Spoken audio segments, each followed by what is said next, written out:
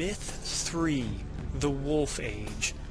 It's a highly underappreciated game. The previous games in the series, Myth: The Fallen Lords and Myth 2: Soulblighter, remained popular over a decade after their release. Unfortunately for Myth 3, the trip to a different publisher resulted in a rushed, buggy game, resulting in disappointing sales. Myth 3 quickly became the black sheep of the series, and faded away into obscurity.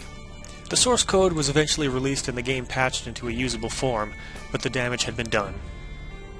I'd like to change a few opinions about this game, and show you that it is good. The story of Myth 3 is that of a prequel, based around some of the events discussed in Myth: The Fallen Lords. So for those of you who have forgotten or never seen Myth 1, here is what you are missing.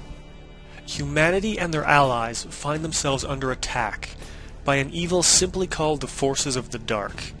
Massive armies of Thrall, undead warriors animated by necromancy, lead the charge, but the Dark have many allies of their own that fight for them, such as the fearsome and formidable Trow. Huge creatures so physically powerful that even one Trow can swing the tide of battle. Leading the armies of the Dark are powerful beings known as the Fallen Lords. Soulblighter, Shiver, the Deceiver, the Watcher, and their leader, controlling all of them, Balor. Shortly before Balor's defeat, it is revealed that he used to be a man named Connacht, the greatest hero the world of myth had ever known. The legends of Connacht speak of him saving the world from creatures called Mirkridia, who nearly caused the extinction of the human race. While we never actually fight any Mirkridia in the Fallen Lords, we do see their handiwork while inside an artifact called the Tane. The Tane is a powerful magical artifact that Connacht used to defeat the Mirkridia. Now while the Tane can fit in the palm of your hand, when used on your enemies it traps them inside. Internally, the Tane is an infinitely large system of caverns from which there is almost no escape. Soulblighter used the Tane against your troops in the Fallen Lords. As you're searching for a way out of the Tane, a Mirkridian battle standard was found inside. Once your forces escaped, it was used to provoke Balor, thus proving that he used to be Connacht the Wolf, great hero of the Wind Age. You might ask what it was that caused Connacht to become Balor.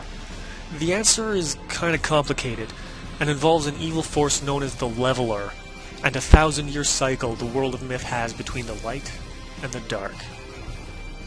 I believe the story of Myth 3 is fantastic. It fills a gap in the history of myth while remaining faithful to the original. We're going to be doing all of the things that we were told Connacht did in Myth: The Fallen Lords.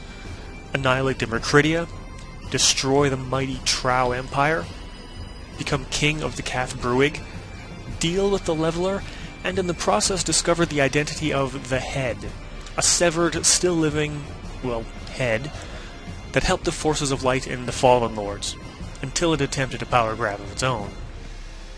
So if the story is so good, then why does Myth 3 have a reputation as a terrible game? And believe me, it has this reputation. If you don't, let's go take a look at GameFAQs.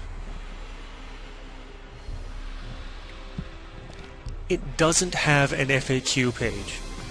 I've played games on the Apple IIe that have GameFAQs pages. The main problem with Myth 3 was the developer. Myths 1 and 2 were made by Bungie, who you've probably heard of. As Bungie was busy making Halo, they were sold to Microsoft, and for complicated reasons, the rights to Myth had to be given to Take-Two Interactive, who then asked developers Mumbo Jumbo to make a new Myth game. You know, Mumbo Jumbo? Makers of Zombie Bolorama, Luxor, Chains 2, and the Samantha Swift series of games? Yeah, basically, usual casual game type thing. Myth 3 was the first and only real big-budget game Mumbo Jumbo ever made, and if that wasn't hard enough on them, they were told they had a year to release the game in time for Christmas. The released game was such a buggy mess that getting it to run at all was kind of a minor miracle. Only truly dedicated Myth fanboys had the patience to weather the early unpatched Myth. The same fanboys that complained about every retcon and creative decision that shot holes in their precious fan theories. Well, I'm gonna have none of that. Myth 3 is a great game with a wonderful story, beautiful music, and interesting gimmicks to keep the gameplay fresh. We're going to try to look past the rough edges, or focus on them at some points, and enjoy the game for what it is. I hope you'll join me for Let's Play Myth 3, The Wolf Age.